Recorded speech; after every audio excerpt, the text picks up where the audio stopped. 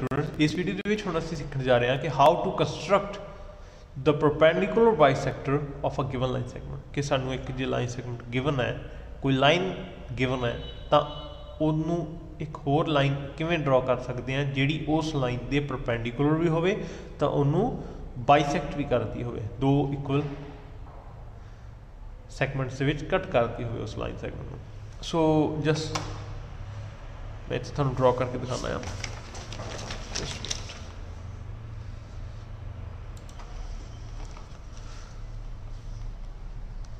So suppose करो कि साडे कोल की है एक लाइन है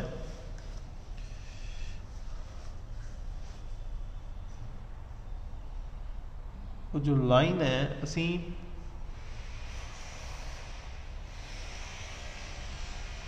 ड्रॉ करते हैं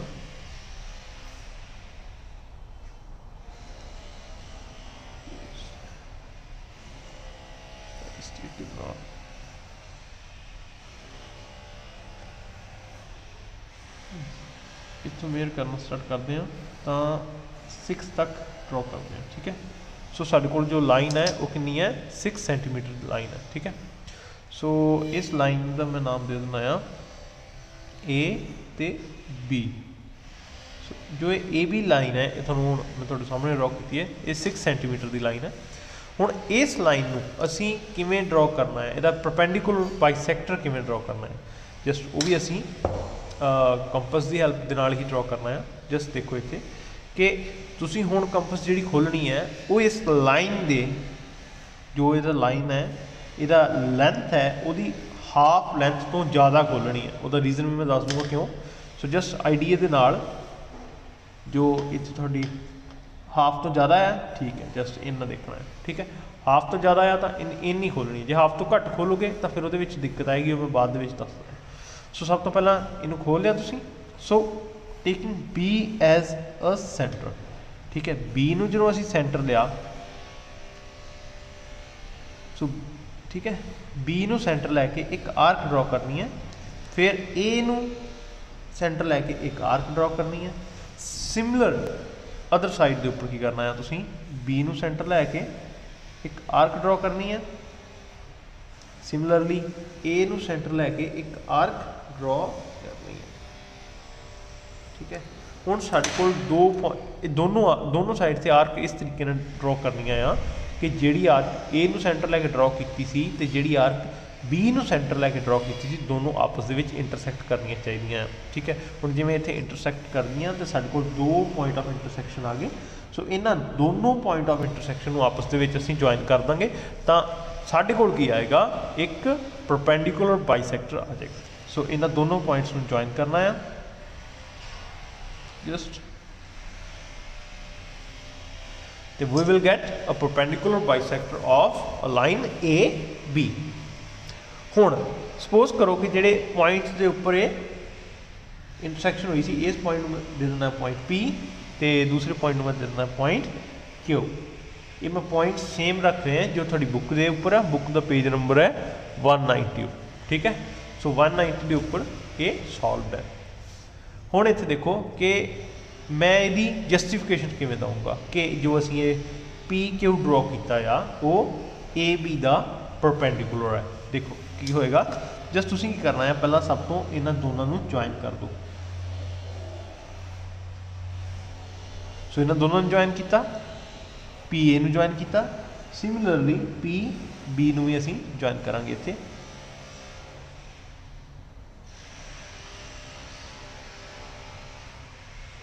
हुण बी क्यू नूं ज्वाइन करो ते ए क्यू नूं ज्वाइन करो।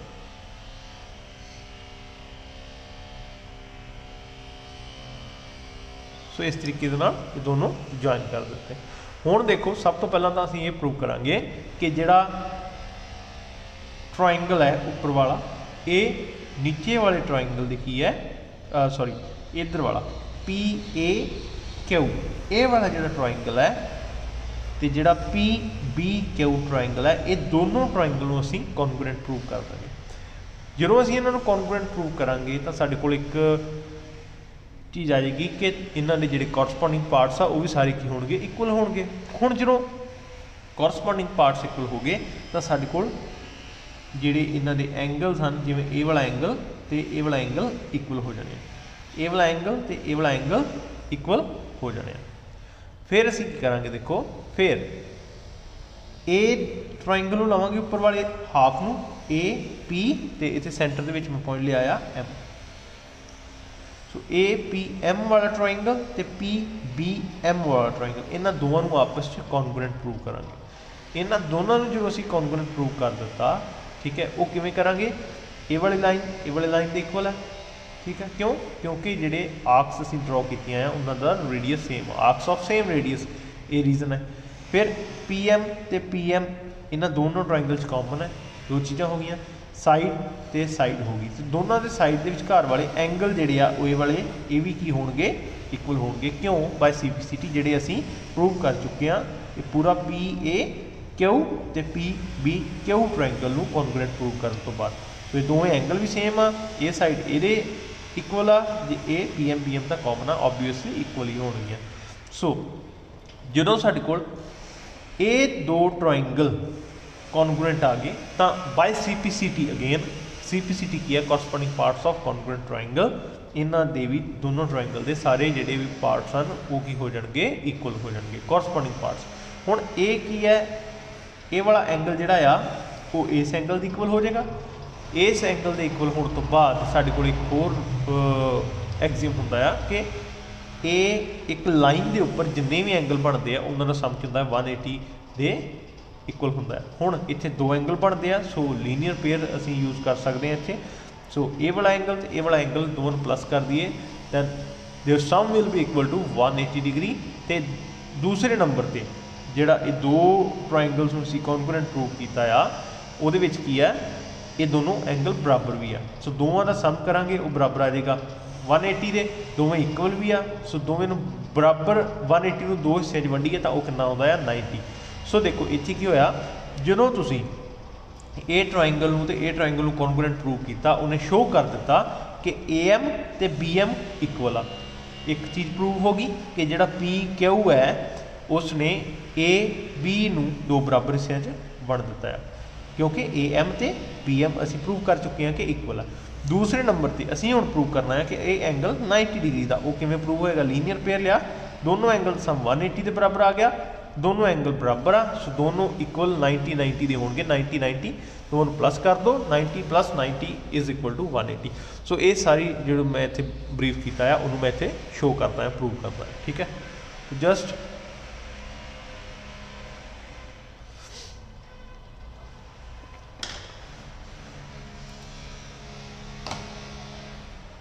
देखो सब तो पहला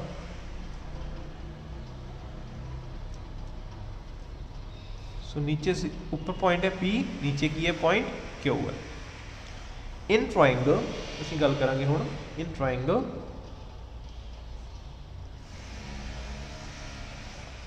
ट्राइंगल किहड़े दी गल करांगे, ये वाली दी P A Q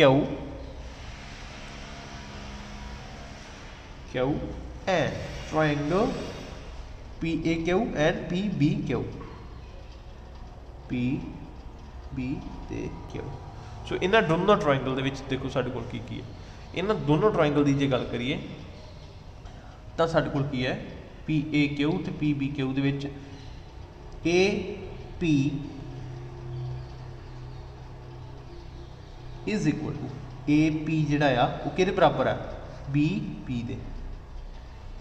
क्यों बराबर है, क्योंकि arcs of same radius, arcs of same radius, ठीक है। सो आर्क्स ऑफ सेम रेडियस दोनों बराबर। सिमिलरली ए क्यू ते बी क्यू भी बराबर है, वो भी आर्क्स ऑफ सेम रेडियस है।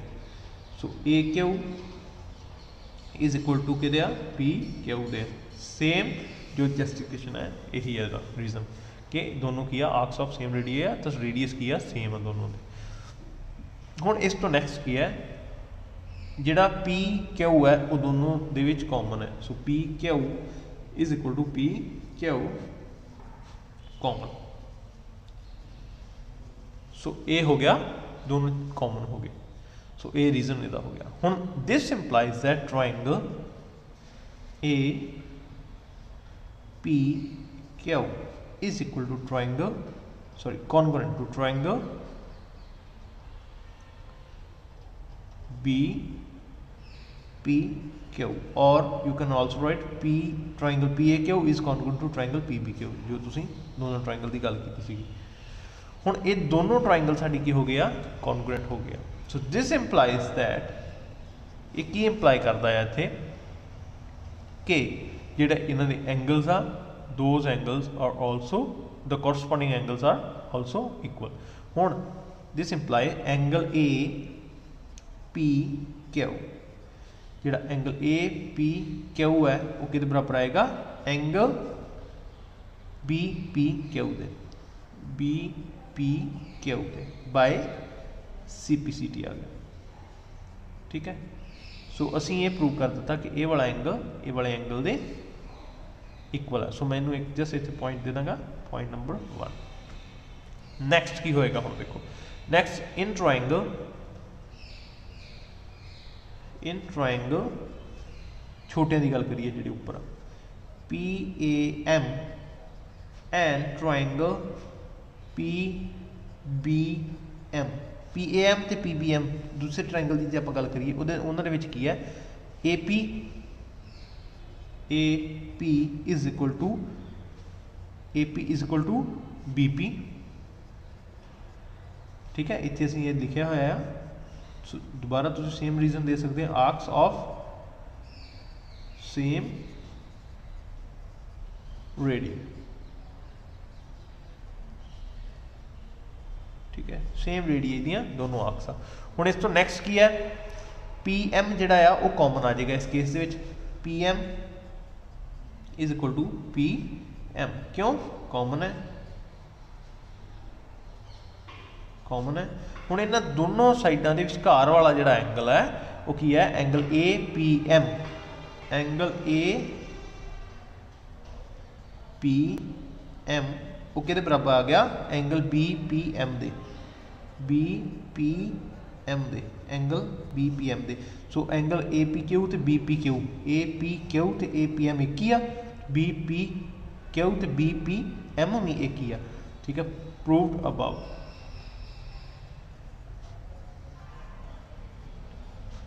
सो ये असी प्रूव किया है ऊपर। ठीक है, इतने ठीक है, और बाय यूजिंग वन दे विच असीं इहनूं प्रूव किया हुआ है। ठीक है, सो ये साडे कोल की आ गया angle A P M is equal to angle B P M. So हुण इत्थे ये दोनों बराबर आ गए। हुण दिस इंप्लाई जिहड़े असीं दो ट्रायंगल की गल कीती सीगी दोनों की है कॉन्ग्रुएंट है। Triangle P A M is congruent to triangle P B M. So triangle PAM is equal to is congruent to triangle PBM। ठीक है, हुण ये दोनों तो हो गए कॉन्ग्रुएंट। दिस इंप्लाइज दैट देखो ए ट्रायंगल ते ए ट्रायंगल कॉन्ग्रुएंट है, this implies that their corresponding parts are equal.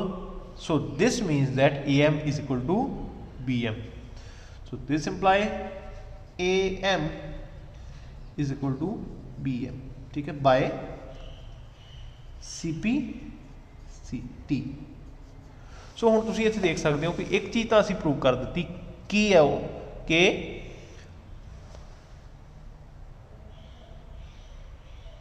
जो ये लाइन है AB लाइन सैगमेंट सी साडे कोल ओनू PQ ने दो बराबर हिस्सों दे विच वंडिया है। एक चीज़ तो प्रूव हो गई। हुण सैकेंड जिहड़ी चीज़ इत्थे प्रूव करनी है वो की सी कि जिहड़ा ये एंगल बना रही है इत्थे पी क्यू ए बी नाल एंगल जिहड़ा बना रही है वो की है 90 डिग्री का एंगल है। सो असीं ये प्रूव करना जिहड़ा सैकेंड पार्ट है। एक पार्ट प्रूव कर दिता है कि ए बी ते बी एम बराबर आ, ए एम ते बी एम ए एम ते बी एम बराबर आ, बाइसैक्ट हो गई है। हुण परपेंडिकुलर प्रूव करना है। परपेंडिकुलर जिहड़ा प्रूव करना है वो देखो किवें होएगा इत्थे। सो जस्ट मैं जस्ट इत्थे ऊपर ही इनू प्रूव करके दिखाना है। क्यों? क्योंकि जस्ट ये थोड़े को डायग्राम देखती रहे, मैं ये चीज़ इंश्योर कर रहा। सो हाँ ऑलमोस्ट देख ही रही है। चलो नीचे कर देना है, इस तो नैक्सट ही करते हैं, ठीक है। हुण इत्थे की है देखो, असी प्रूव करना है कि जिहड़ा ये एंगल बन रहा है इत्थे ये की है 90 डिग्री का एंगल आ। हुण ऑल्सो जिहड़ा AM ते BM तो हो गया CPCT दे नाल, also angle AMP is equal to angle BMP। क्यों आ देखो एंगल AMP ते BMP दोनों इक्वल आ, क्यों बाय CPCT, क्योंकि दोनों ट्राइंगल जिहड़े आ कॉन्गोनेंट आ। सो इन्हां दे एंगल जिहड़े कॉरस्पोंडिंग पार्ट्स आ those must be equal. So AMP ते BMP इक्वल आ बाय ये भी अगेन CPCT दे नाल, CPCT। सो ये दोनों भी इक्वल हो गए। हुण नैक्सट इस तो की करांगे आपां कि एक चीज़ हो रहा है कि ये दोवें इत्थे लीनियर पेयर बनाते पे आ। सो दोवां दा सम की होएगा 180 के इक्वल होएगा। This implies angle this imply नहीं आना इत्थे, एंगल AMP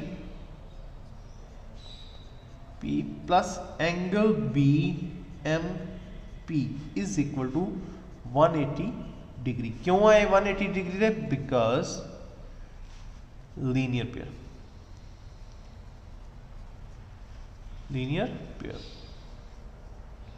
सो एक ही बनाते पे दोनों लीनियर पेयर बनाते पे, तो दोनों की आ इक्वल आ। दो चीज़ां दो कंडीशन आ गई साडे कोल। दिस इंप्लाइज हुण इन्हां दोवां तो बाद इन्हां दोनों तो सानू की मिलता है कि सपोज करो आपां की कीता इहदे विच इनू सबस्टिट्यूट कर दिता, BMP ते AMP इक्वल ही आ। सो मैं BMP नू AMP लिख सकता है।